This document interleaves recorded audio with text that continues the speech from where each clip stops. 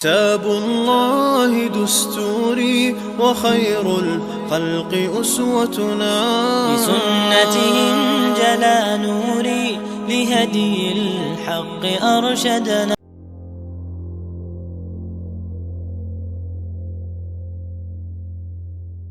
Welcome to the Deep Dive. Today we're looking at some sources that tackle, well, probably one of the most intense subjects in Islamic eschatology. Fitna Of DAJJAL. That's the great trial of the deceiver. It's definitely a heavy topic. It is. And if you're looking for a clear, kind of structured way to understand how these ancient prophecies might connect with our modern world, specifically our modern philosophical world, then you're in the right place. Yeah, because the sources we're looking at today don't just list signs. Exactly. Our mission here isn't just cataloging signs. These sources, they make a much bolder claim, really. They suggest that these huge societal shifts happening right now, well, they're not just random. Not at all.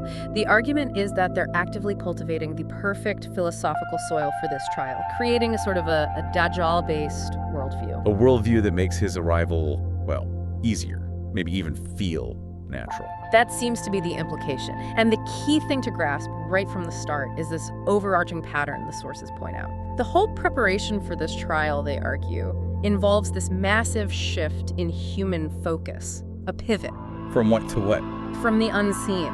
Think God, the soul, the afterlife, away from all that, towards an almost total focus on the seen. The seen meaning. Yeah. The physical, the material world right here. Exactly. Yeah. The immediate, the tangible, what you can observe and measure.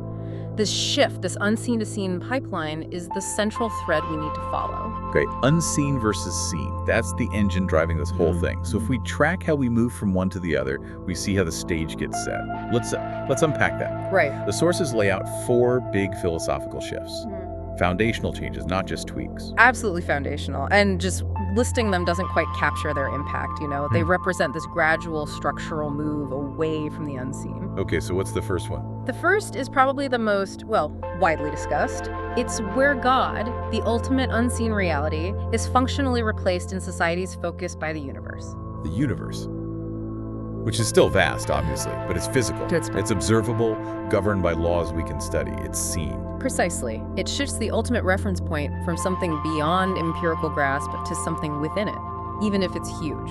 Okay, that makes sense. What's the second shift? The second hits closer to home, to our own identity. It's the replacement of the soul unseen, maybe internal, something requiring inner reflection with the body. The body. The physical shell. Immediate, visible, tangible. Yes.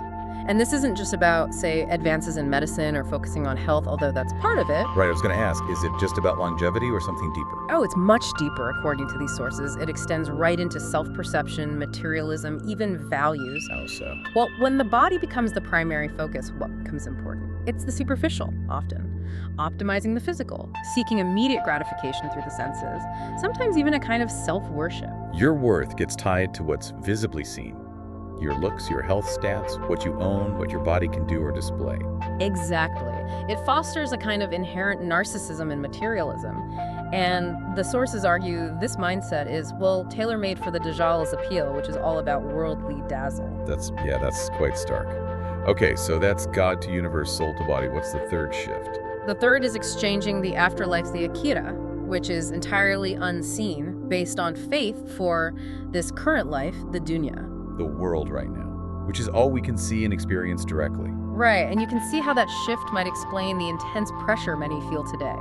You know, to optimize every second, achieve everything now, because this life is treated as the only one that really matters, the ultimate deadline. Puts all the eggs in the seen basket. Completely.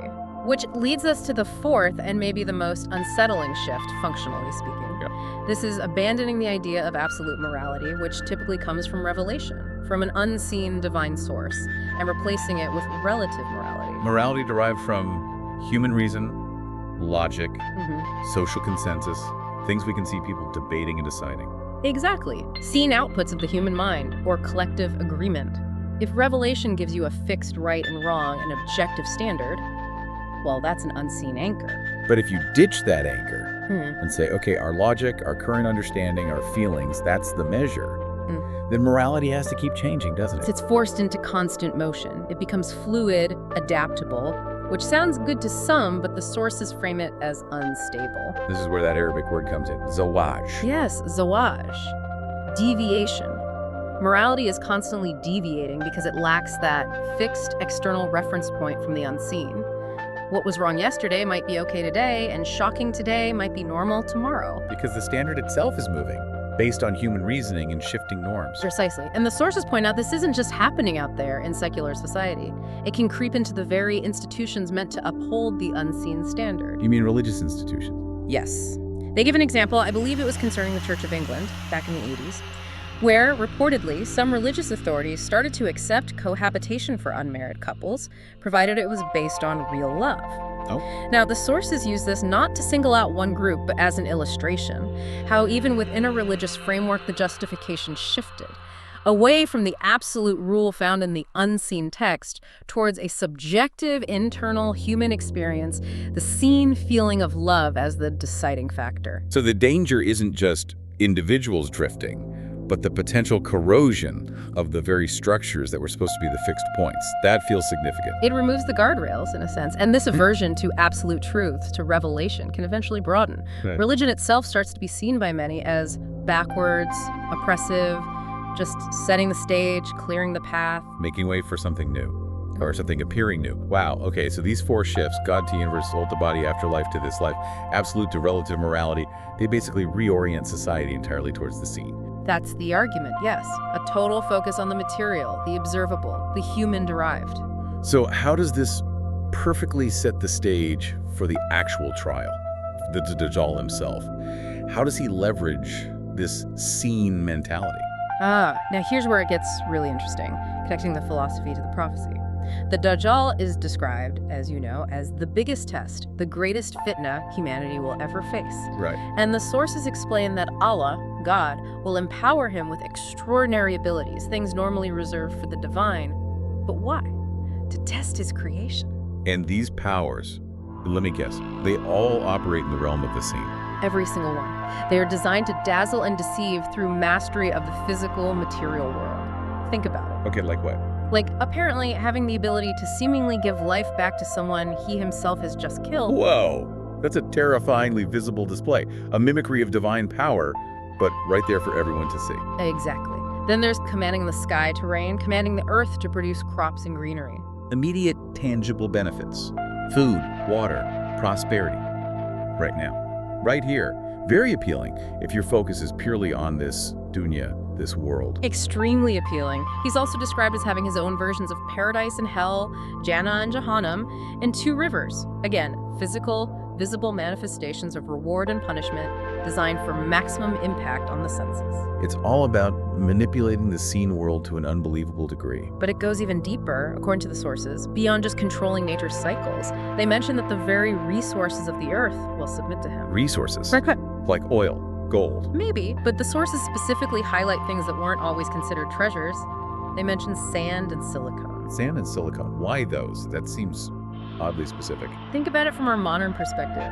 What are sand and silicone, the fundamental building blocks of today? Oh, computers. Microchips, processors, fiber optics. The entire digital infrastructure. Exactly. The materials that underpin the modern, hyper-connected, data-driven seen world. The sources suggest these worthless materials become treasures under his influence, put to technological use, granting him potentially unprecedented control over information, communication, maybe even virtual realities. Okay, that adds a whole new layer.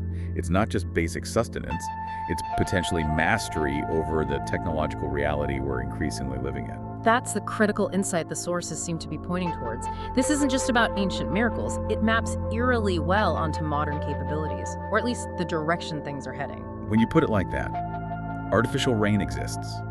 Artificial food production is a huge field. Limb regeneration is being researched, turning worthless silicon into the foundation of multi-trillion-dollar industries. Well, that's already happened. The parallels are there, and the crucial point is the shared focus.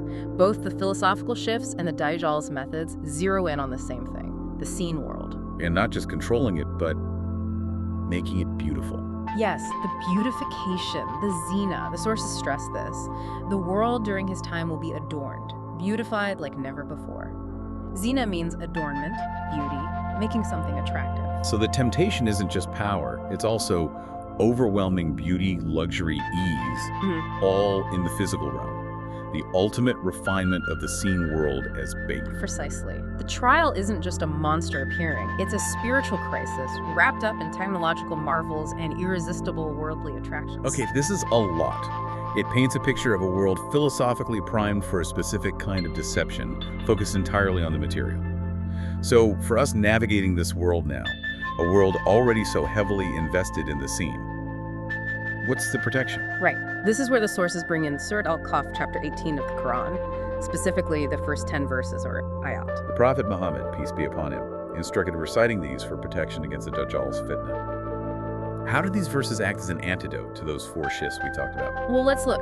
The surah, the chapter, begins almost immediately by addressing that 4th shift, relative morality.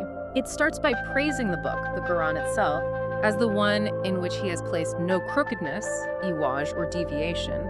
Some translations use the wajir too, linking back. So right away, it establishes a fixed point. While society, reason, everything else might be deviating, shifting. The revelation stands firm, unchanging. Exactly. It's presented as the absolute, unbending reference in a world of moral fluidity.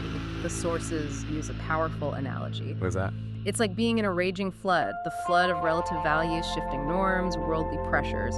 Reciting and internalizing these verses, holding on to the Quran's guidance, is like clinging to a deeply rooted tree. If you let go. You get washed away by the currents. The protection isn't just magical words, it's conceptual. It's about anchoring yourself to the unseen absolute when the seen world is in chaos. Okay, that counters the relative morality shift. Yeah. What about the focus on this world, the dunya over the akhirah? Surah Al-Kahf tackles that head-on too. It speaks of trials, even mentions a terrible war or conflict. But notice the reward, the congratulations given to the believers. It's not worldly victory. Because the traditions suggest believers will often be on the losing end against the DAJJAL's forces, right? Exactly. The congratulations isn't about winning territory or gaining power in the seen world.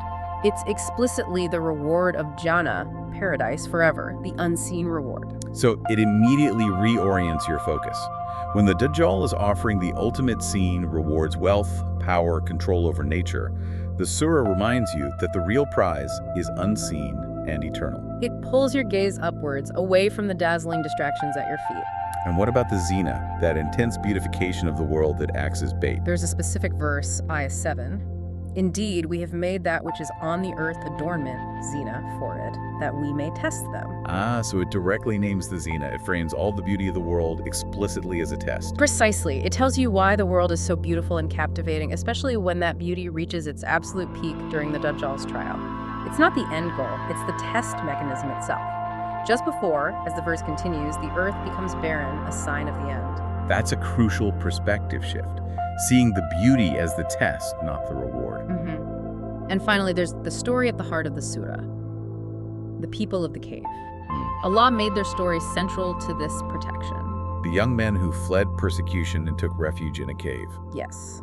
And the sources highlight their supplication, their prayer in ayah 10. They asked Allah for his special mercy and guidance away from their oppressive situation, their king, who represented false worship. Okay. The point the sources make is profound. When you, the reader, facing the potential fitna of DAJJAL, recite this ayah, your plea for refuge merges with theirs.